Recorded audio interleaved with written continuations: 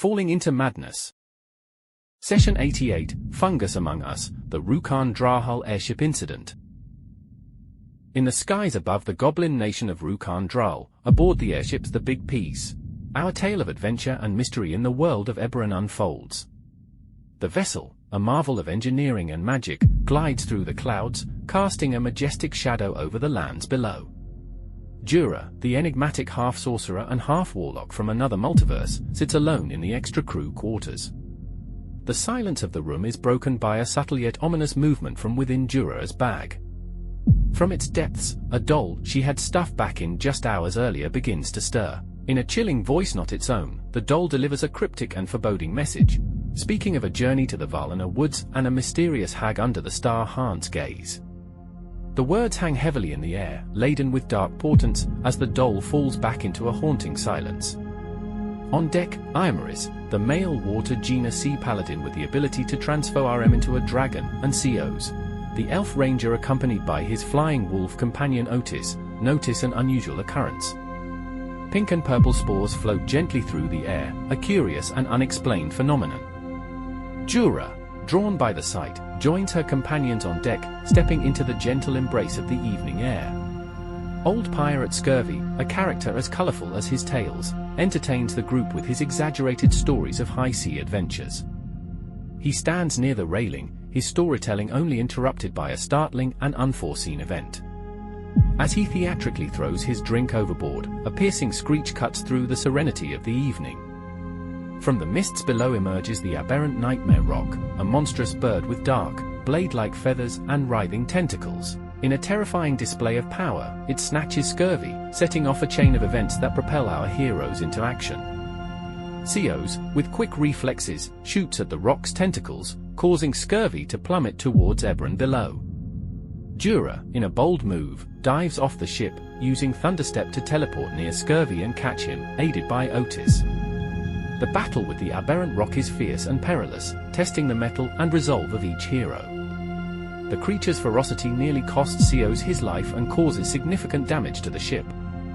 In a shocking turn of events, Djura transforms into her dread form, a sight that takes the party by surprise. She unleashes an eldritch blast, driving the roc into the ship's elemental engine exhaust. The bird is torn asunder, its remains splattering across the deck, an act that inadvertently causes the ship to lose power.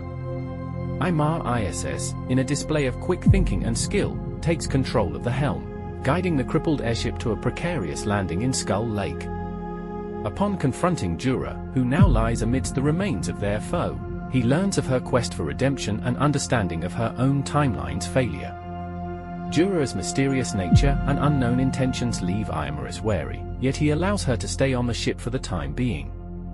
Upon reaching the deserted docks of Lake Skull, the party observes the same spores and a growing purple fungus, an ominous sign of something amiss. Aemaris commandeers a smaller vessel to reach the shore while Djura scouts the city of Rhukaan Draal using her bat companion and the mislead spell. The bat's reconnaissance reveals a city overtaken by the violet fungus, its streets and buildings covered in the creeping growth.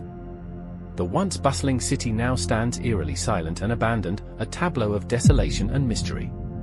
The once vibrant streets of Rhukaan Draal are now deserted, homes and shops left as if their inhabitants vanished in an instant. The forges are cold, the anvil's last strike echoing in the stillness.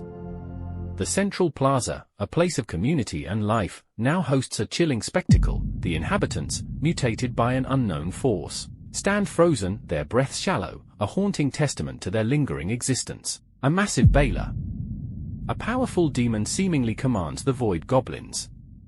The Baler was corrupted itself. The bat's flight over Rhukaan Draal paints a vivid picture of a city lost to catastrophe, its true nature shrouded in enigma.